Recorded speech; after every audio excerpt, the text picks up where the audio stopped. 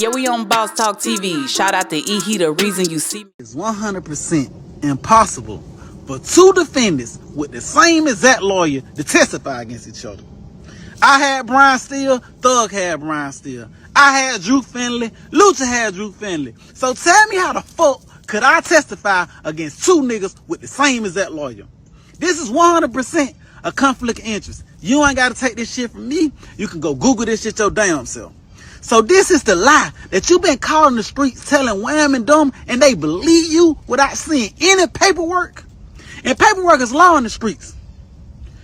So you telling me I went and told the feds in June of 2018 about some state shit that was finna happen in 2024?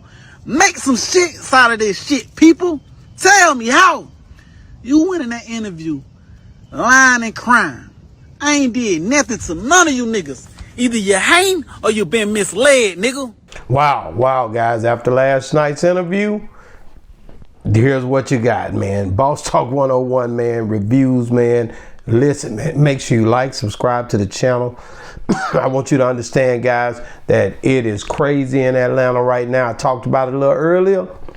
Ralo Fam Goon spoke out earlier today, and I seen it. I was like, man, he ain't trying to hear it. He's setting the record straight. He says that pretty much what Young Thug said on that interview was not true. The paperwork and all that stuff is not adding up. It's a conflict. We all had the same attorney. And he, when he say all, he's talking about YFN Lucci. He was talking about Steele. He had the same lawyer. When you have the same lawyer, of course it would be a conflict. But man, the crazy part about it is, man, when Thug spoke on this, man, he was pouring his heart out to Big Bang. Shout out to Big Bang, them. They killed that interview last night again. I said, and I picked this up, man.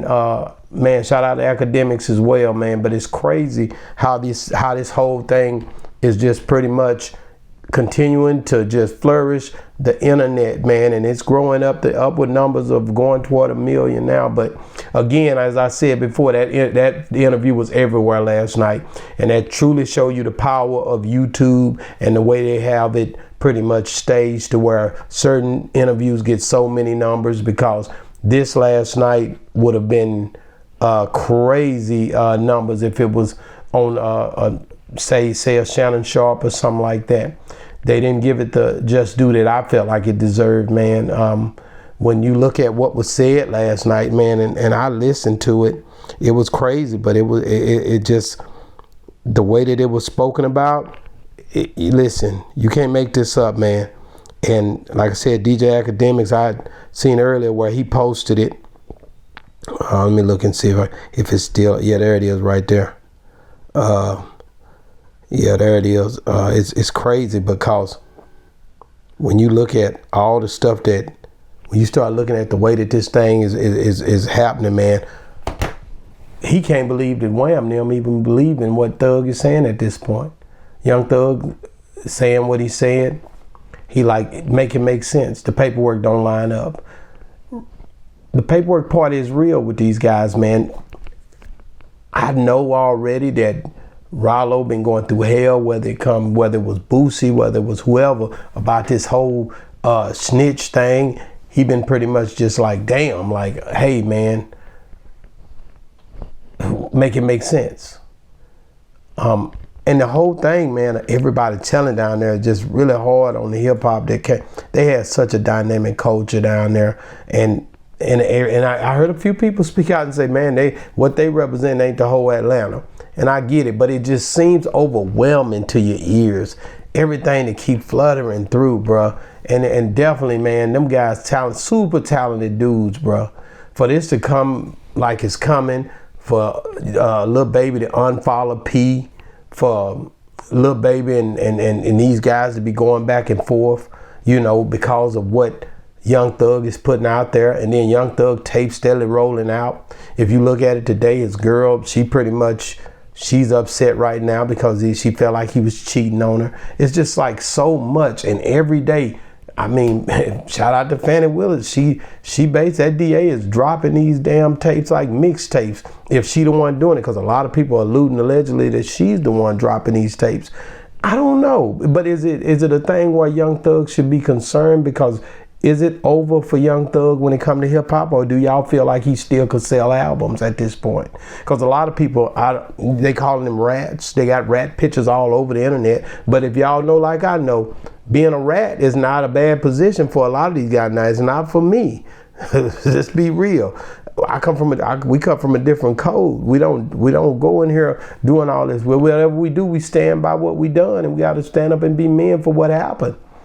But not anymore. You got people that's fluttering the internet, that's going crazy on the internet behind all of this, and it's crazy to me that it's not only it's crazy, but they are publicizing it and putting it out in a great way that you're a great person. If you snitched, that snitch culture thing, Woody, all these different people, man, from Charleston White, all these people that's ratting, that they considering rats, they pretty much giving them the badge of honor.